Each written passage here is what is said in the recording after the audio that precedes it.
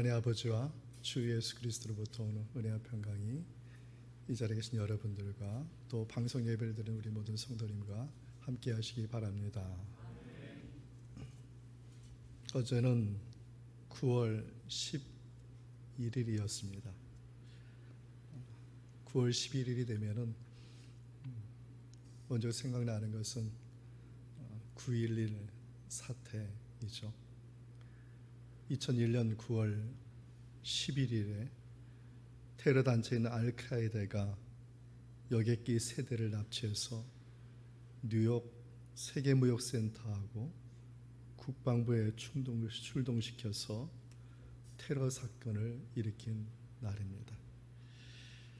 당시에 뉴욕 세계무역센터하고 국방부 건물이 무너지면서 3,130명이라는 안타까운 생명이 희생을 당하였습니다. 이 9.11 테러 사건을 주도한 용의자로 지목된 사람이 오사마 빈 라덴이라는 사람이었습니다.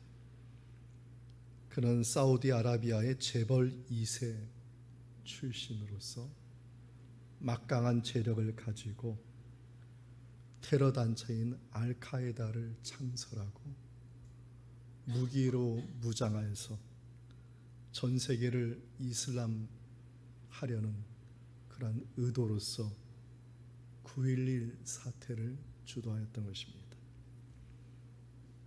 당시 아프가니스탄에 있던 빈 라덴을 소환하고자 미국 대통령이 아프가니스탄에게 권면을 하였는데 아프가니스탄이 신변 보호 차원에서 넘기지 않아서, 그래서 당시 조지 부시 대통령이 일으킨 전쟁이 아프가니스탄 침공이었습니다. 어느덧 그 아프가니스탄 전쟁 20년이 흘러서 얼마 되지 않았던 지난달 30일에 미국이 아프가니스탄 전쟁 종료를 선언하였죠.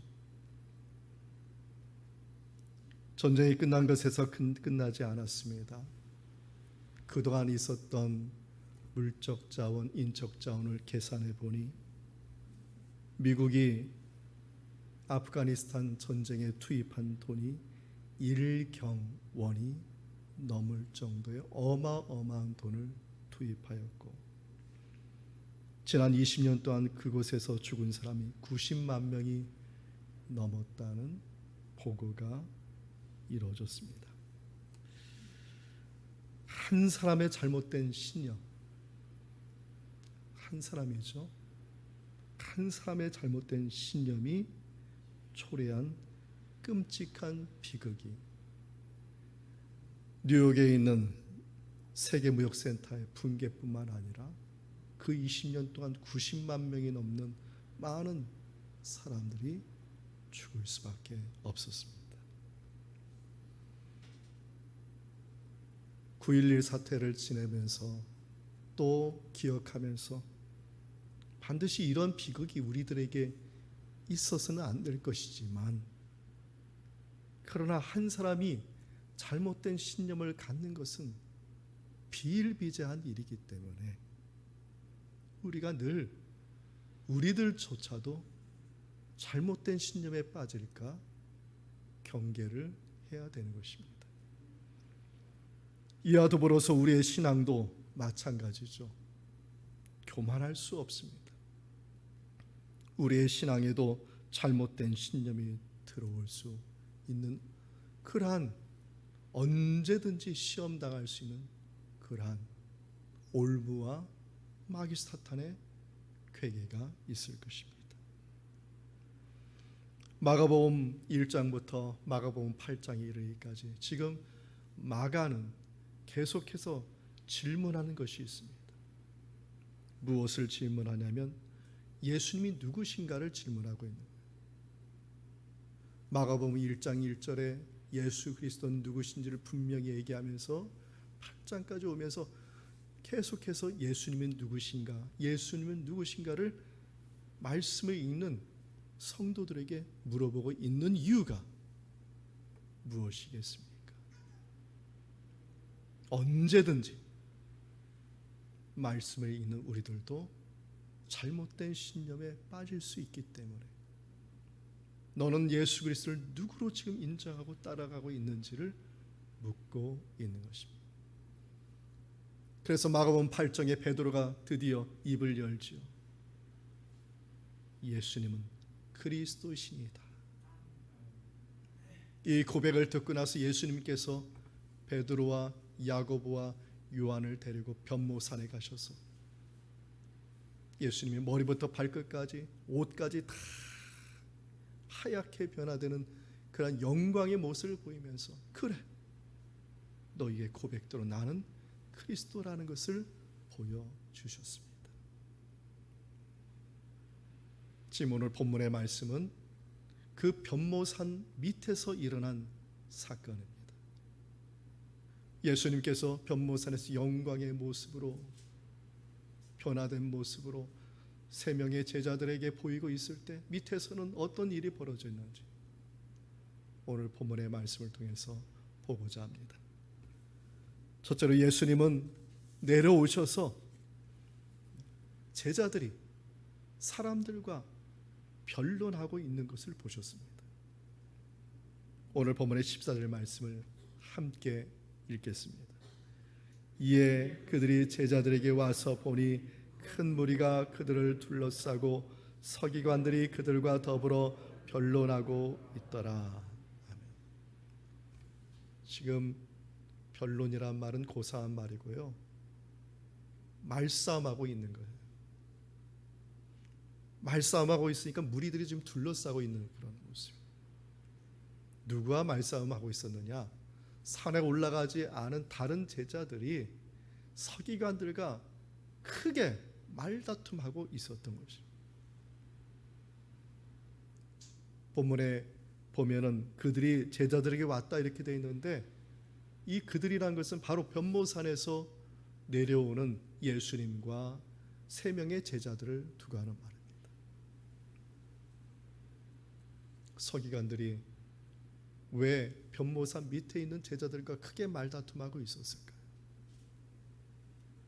그들은 예루살렘에서 보냄받은 예수님을 대적하기 위해서 보냄받은 사람들이었기 때문입니다. 마가복음 3장에 이미 그들이 나오는데 예루살렘에서 온 서기관들, 이들이 예수님이 귀신을 쫓아낸다고 하니 뭐라고 얘기했냐면, 예수는 귀신의 왕이다. 귀신들을 사용해서 지금 귀신을 쫓아내고 있는 것이다. 이렇게 비방하고 돌아다닌 사람들이었습니다. 이러한 그들의 억지 주장이 지금 어디에서 벌어지고 있냐면은 지금 바로 변모산 밑에서 벌어지고 있다. 지금 제자들 귀신을 쫓아내지 못하니 봐라, 바로 예수가 귀신의 왕이 아니냐. 이러한 서기관과 예수님과의 갈등이 제자들을 통해서 지금 다시 재조명되고 있는 것입니다. 예수님과 일행이 변모산에 있는 동안에 귀신들 아들을 데려오는 한 아버지가 있는데 그 아버지가 그 귀신을 쫓아내게 해달라고 제자들에게 간청했던 것이죠. 그런데 제자들은 쫓아내지 못했어요. 제자는 왜 쫓아내지 못했을까요? 원래 쫓아낼 수 없는 것이 아니라 원래 쫓아낼 수가 있었습니다. 왜냐하면 마가복음 6장 7절에 보면은 이미 예수님으로부터 귀신을 쫓아낼 수 있는 권능을 받았다. 마가복음 6장 또 13절에 보면 이 권능을 받고 수많은 사람들을 치료하고 많은 귀신들을 쫓아냈다라고 분명히 기록하고 있습니다. 그런데 같은 상황이에요. 변모산 밑에서 마가복음 9장에 이르러서는 귀신을 절대로 쫓아낼 수 없는 사람들이 되었던 것입니다. 바로 이 기회를 서기관이 놓치지 않고 일방적으로 억지 주장을 펼치면서 제자들을 공격하니 지금 제자들이 지금 정신이 없는 그런 상황이 되고 말았습니다. 서기관들이 억지 주장하는 이유는 무엇일까요? 하나밖에 없습니다. 이단과 사이비와 거짓 선생들이 항상 강조하는 건 뭐냐? 결국 궁극적인 목적은 뭐냐면 예수님이 누구신지를 알지 못하게 하는 것이, 이것이 궁극적인 목적이에요. 그 궁극적인 그러한 생각이, 그 신념이 어디서 나왔을까요? 그 잘못된 신념이 어디서 나왔을까요? 어디서 나왔을까요? 성경은 우상 숭배에서 나온다, 이렇게 보고 있습니다. 예수님께서 변무산에 올라가셨을 때 밑에서 벌어진 일은 마치 출애굽 당시에 모세가 십계명을 받으러 시내산에 올랐을 때 밑에 아론과 이스라엘 백성들이 행했던 일과 똑같은 상황이 벌어지고 있었던 거죠. 모세가 십계명을 받으러 시내산에 올라왔는데 하나님께서 내려가 봐라. 그래서 십계명 돌판을 딱 가지고 내려와 보니까 밑에서 뭐 하고 있었냐면 이스라엘 백성들이 하나님을 만들어 달라고, 우리를 출애굽을 시킨 하나님을 만들어 달라고 금은 무화를 가져와 가지고 아론이 던지고, 아론이 그 금을 모아 가지고 상을, 조각상을 만드는데 그 조각상이 바로 황금으로 만든 황소의 모습이 아니었습니다. 밑으로 십계명을 가지고 모세가 내려가는데 밑에서 춤추고 장구치고 노래소리가 막 들리는 거예요. 뭐 하고 있었냐면 그 황금실을 중심으로 해가지고 우상 숭배를 하고 있어요. 아론은 그 앞에서 당당하게 이스라엘 백성들이 봐라, 이것이 너희를 이스라엘에게서 애굽에서 탈출하게 한 너희의 하나님이다라고 당당하게 선포하고 있어요. 제가 보이는 우상에 대해서 얘기했는데, 그러나 신약 성경은 이 보이는 우상이 바로 우리 마음에서 나온다고 분명히 말하고 있습니다. 신약 성경에는요, 우리의 마음은 우상 숭배의 공장이다라고 끔찍한 말을 하고, 그 당시에 헬라 문화가 다 세계를 지배하고 있을 때는요, 보이는 것마다 다 우상이었어. 그럼 보이는 것만 우상에 절하지 않으면 되냐? 아니라 너희의 마음속에 다 그 우상을 만들어낸 공장. 골로새서 3장 5절에 보면 이렇게 말합니다. 그러므로 땅에 있는 지체를 죽이라. 곧 음란과 부정과 사욕과 악한 정욕과 탐심이니 탐심은 우상 숭배이니라. 다 그 마음속에서 인자. 그 우상 숭배가 누구예요? 대상이 나 아니에요, 나. 탐심은 왜 탐심이 생겼습니까? 나를 위해서 탐심하는 거예요. 나를 위한 욕심, 나를 위한 정욕. 숭배의 대상이 하나님이 아니라 숭배의 대상이 항상 나라는 것이죠. 나를 숭배하기 위해서 끊임없이 우상 숭배를 만들어내는 것이 인간. 9.11 테러 사태, 아프가니스탄 전쟁, 그 끔찍한 전쟁의 시작점이 된 것도 한 사람의 잘못된 신념, 잘못된 생각, 잘못된 판단으로 인하여서 90만 명의 아까운 생명이 그냥 죽어나갔다는 사실입니다. 사랑하는 성도 여러분, 지금 이 코로나 시대 우리는 어디에 지금 서 있습니까? 여러분의 믿음의 기초는 무엇입니까? 오늘 본문은 물어봅니다. 예수는 너희에겐 무엇이냐? 예수는 너에게 신념이냐? 예수는 너에게 신앙이냐? 예수는 그저 너희의 욕심과 탐심을 채워주는 그러한 존재냐?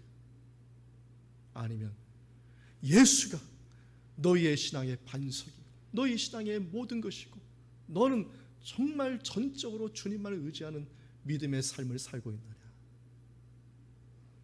사랑하는 성도 여러분, 여러분의 신앙이 정말 예수 그리스도 안에서 바르게 세워지는 믿음과 신앙이 되기를 축원드립니다.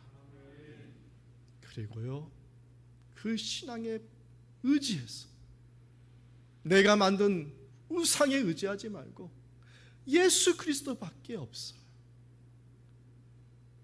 우리가 나중에 천국 갈 때 여러분 뭘 들고 가겠습니까? 예수 그리스도밖에 없어요. 여러분 고난당하고 어려움을 당할 때 여러분 인간관계 여러분을 문제를 해결해 줍니까? 예수 그리스도밖에 없어. 육신의 문제 의사가 다 치료할 수 있습니까? 예수 그리스도밖에 없어. 예수 그리스도만을 의지하는 신앙은 다툼이 아니에요. 싸우는 것도 아니에요.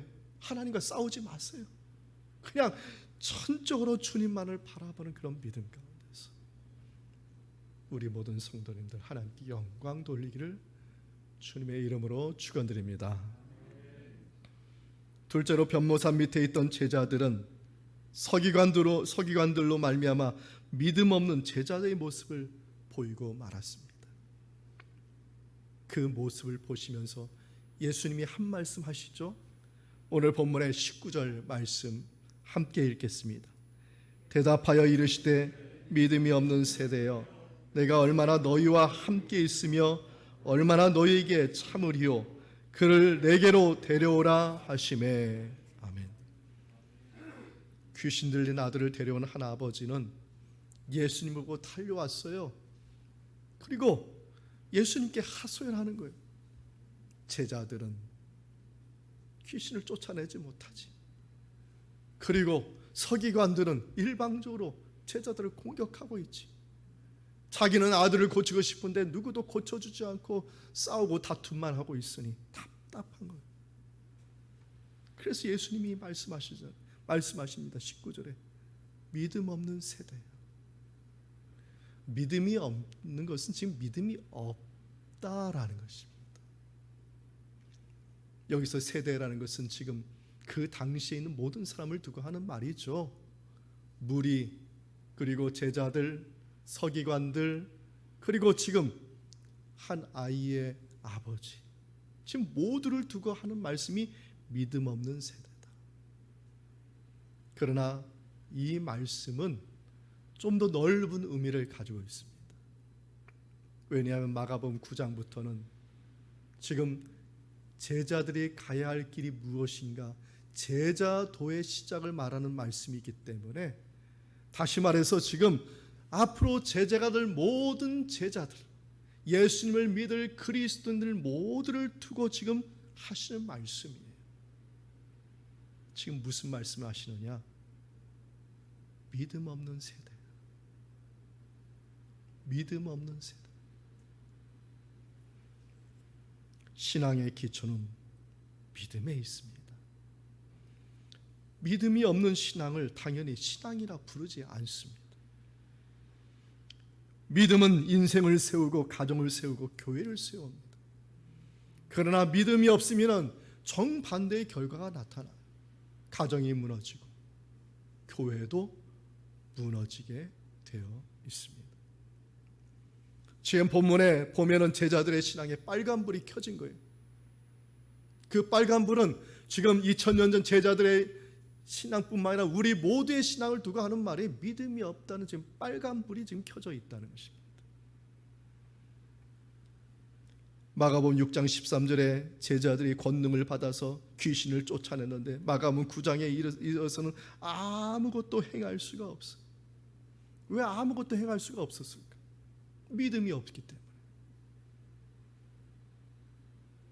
마가복음 8장까지는 제자들이 그래도 잘 따라왔어요. 귀신들도 쫓아내고 병든 자도 고치고 잘 따라왔는데 마가복음 8장 넘어서 9장 넘어서부터 제자들의 믿음이 바닥이 드러나. 믿음이 없어. 8장까지 행했던 그 모든 걸 아무것도 행할 수 없는 사람들이 됐어요. 그 이유가 뭐냐면 예수님께서 마가복음 8장과 9장에서 한 가지를 보여주셨기 때문입니다.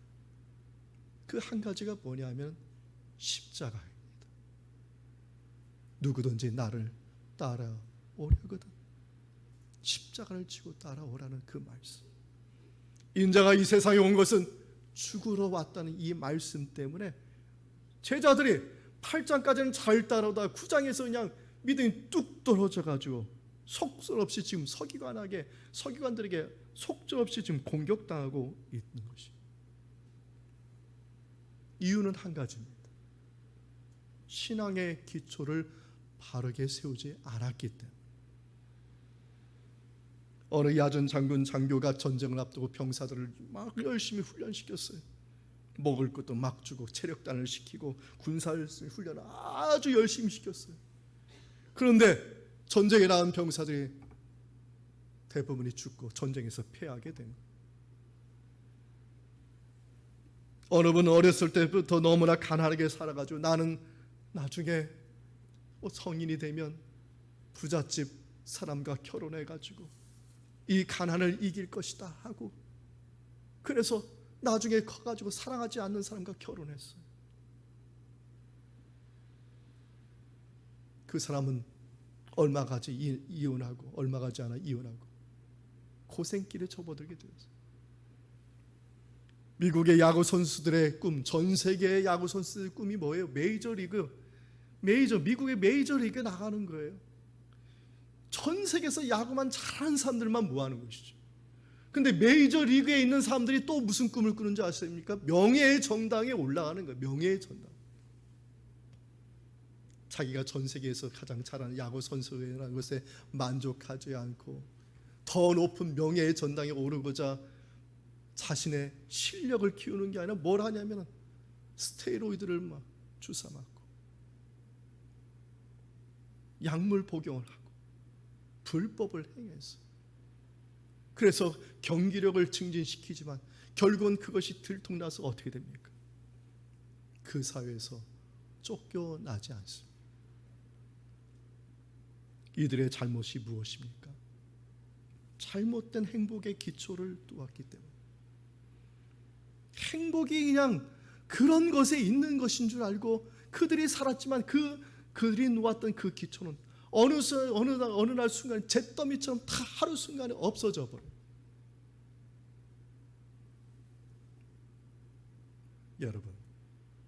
여러분의 행복의 기초를 어디다 지금 두고 사십니까?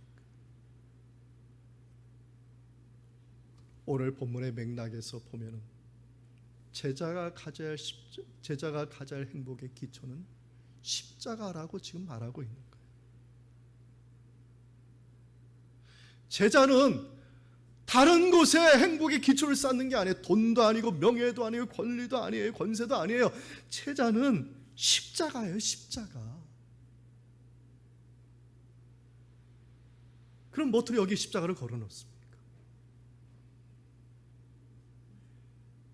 우리는 왜 십자가를 보고 왜 항상 찬양합니까? 예수님만 가시고 나는 가지 않겠다고 하면 뭐로 걸어놓고 뭐로 찬양하고, 이 앞에서 우리는 신앙 고백합니다.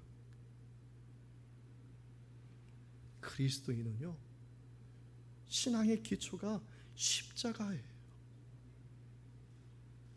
어려운 일 있으면요 나서서 가서 어려운 일을 하는 거예요. 고난 받으면요 나서서 같이 고난 받는 거예요.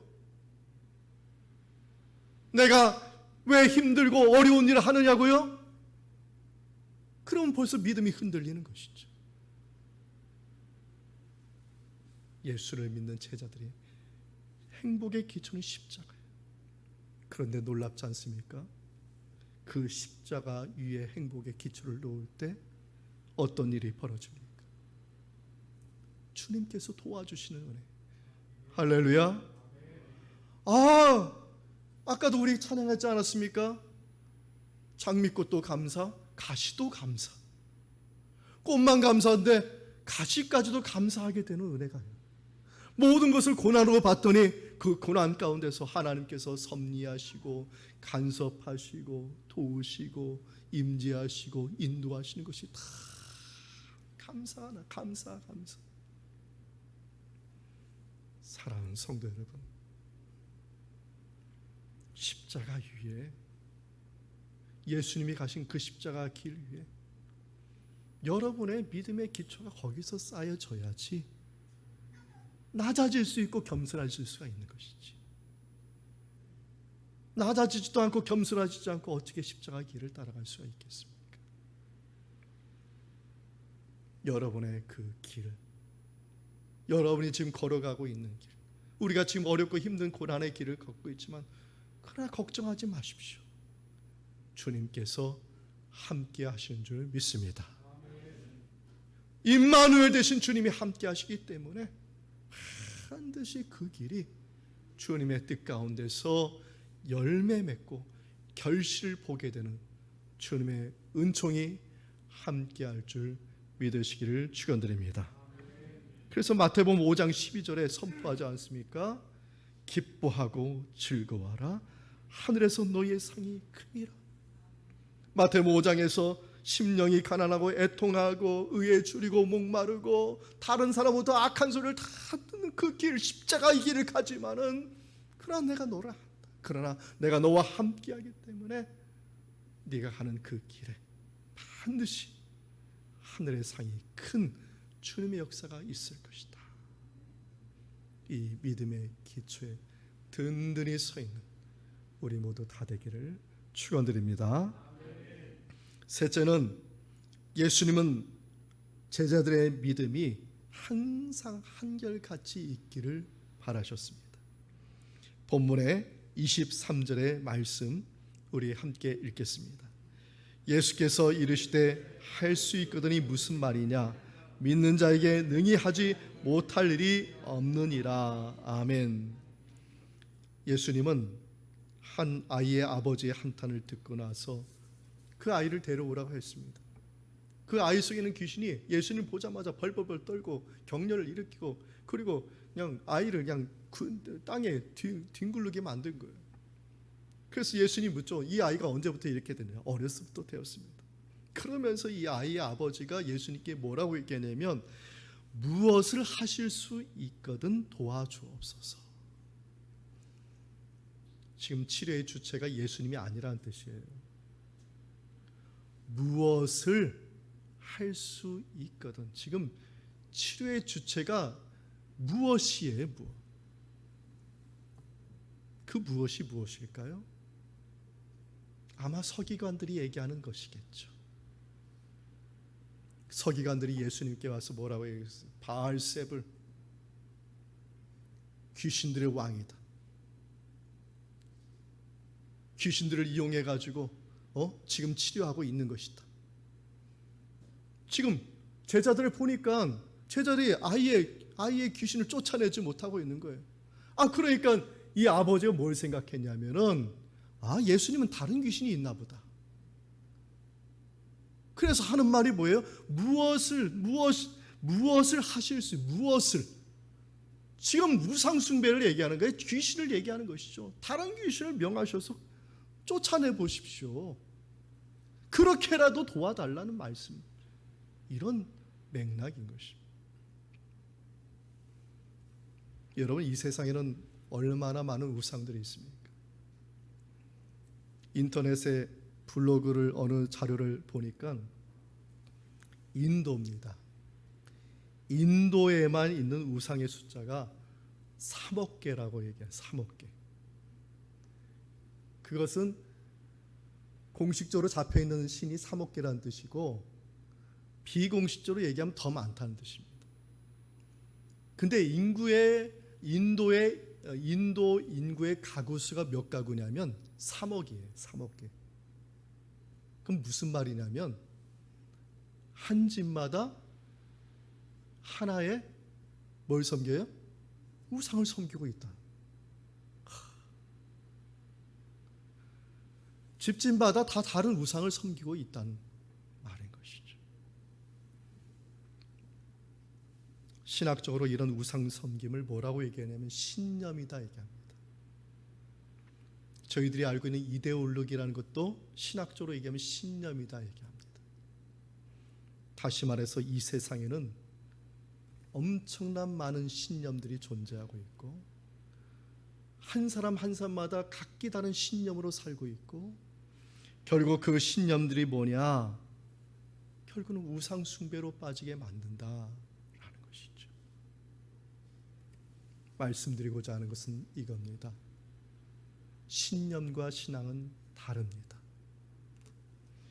신념의 개념으로 말하면 무엇을 하실 수 있거든이라고 말할 수 있지만 신앙은 그렇게 말하지 않습니다.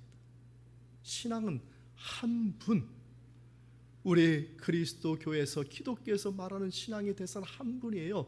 예수 그리스도만을 바라보고 믿는 것. 그래서 지금 예수님께서 지금 가르치고 고쳐주고 있는 거예요. 너희 신앙이 지금 잘못됐다는 것이에요. 사랑하는 성도 여러분, 다시 한번 묻겠습니다. 여러분은 지금 여러분의 신념으로 지금 이 자리에 나왔습니까? 아니면 여러분은 여러분의 신앙의 주님이신 오직 한 분 예수 그리스도를 바라보고 나오셨습니까? 우리가 지금 누구를 예배하고 있습니까?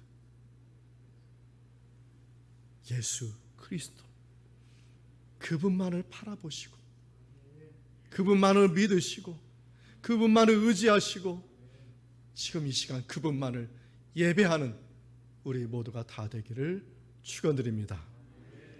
그래서 히브리서 12장 2절에 이렇게 말합니다. 우리 말씀을 우리 함께 읽겠습니다. 믿음의 주요 또 온전하게 하시는 이인 예수를 바라보자.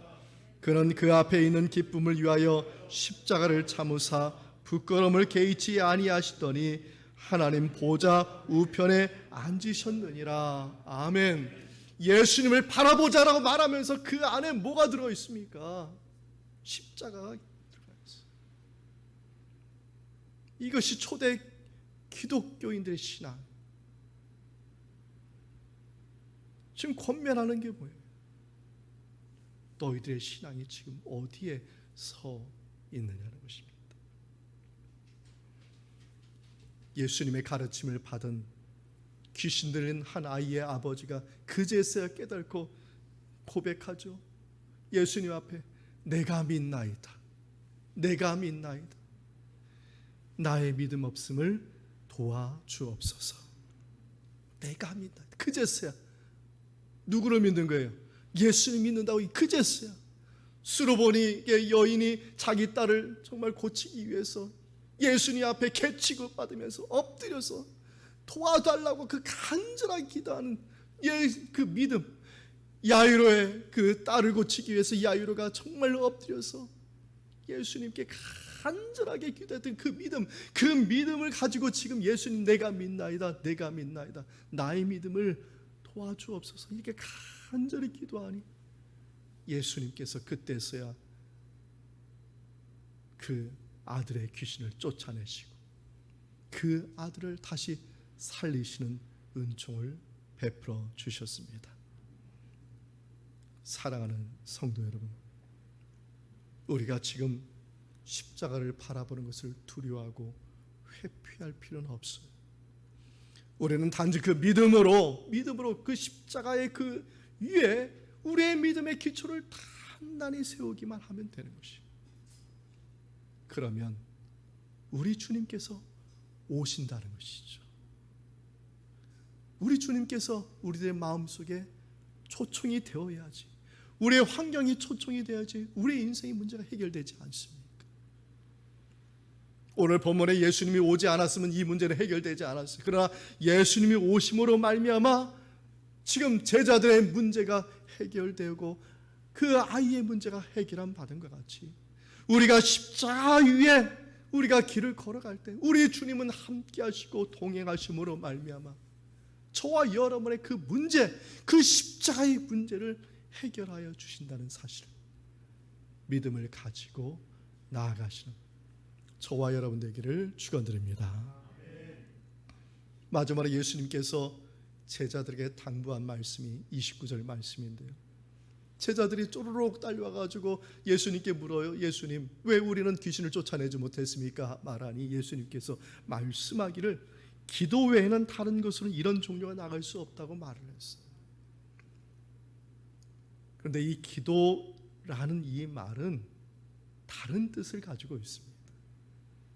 왜냐하면 마태복음에서는 똑같은 본문을 뭐라고 얘기했냐면, 쪼록 달려서 제자들이 물으니까 예수님께서 하신 말씀이 왜 너희들은 믿음이 적냐, 이 말씀하셨거든요.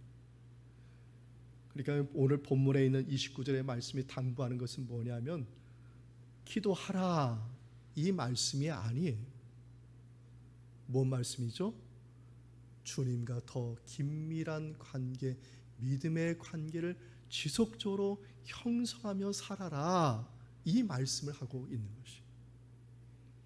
지금 단절됐거든요. 십자가를 보자마자 믿음이 단절이 되어서 끊겨버렸어요. 그렇게 하면 안 된다. 예수님을 한 번 믿으면 일시적으로 지적으로 네가 동의해서 믿는 것이 아니라 그 믿음을 지속적으로 십자가의 길을 갈 때마다 넌 기도하지 않느냐, 그 기도하는 것 같이 지속적으로 하나님과의 그 관계, 그 믿음의 관계를 늘 돈독히 하고 그 관계 안에서 너의 믿음을 잃지 말아야 된다. 우리는 십자가의 길을 가면서 얼마나 이것을 놓치고 살고 있습니까? 사랑하는 성도 여러분, 시험이 오든 어려움이 오든 겁을 내지 마시기 바랍니다. 기도하세요. 그리고 믿음을 가지세요. 믿음을 갖고 기도하면 우리 주님께서 그 믿음 가운데, 우리의 삶 가운데 오셔서 우리의 문제를 해결하여 주시고, 해결할 주실 뿐만 아니라 부족한 저희들을 통하여 하나님께 영광 돌리는 은총을 베풀어 주실 줄 믿습니다. 십자가 위에 단단히 신앙의 기초를 세우시고요, 그리고 그 믿음을 지속적으로 끊임없이 주님과의 관계를 가지시며 나갈 때, 정말 오늘 본문에 나온 주님의 놀라운 역사와 은총이 저와 여러분의 가정과 삶 속에 충만하기를 다시 한번 주님의 이름으로 축원드립니다. 이 말씀의 은총이 예수 그리스도 안에서 여러분의 마음과 생각을 지키시기를 원합니다. 아멘.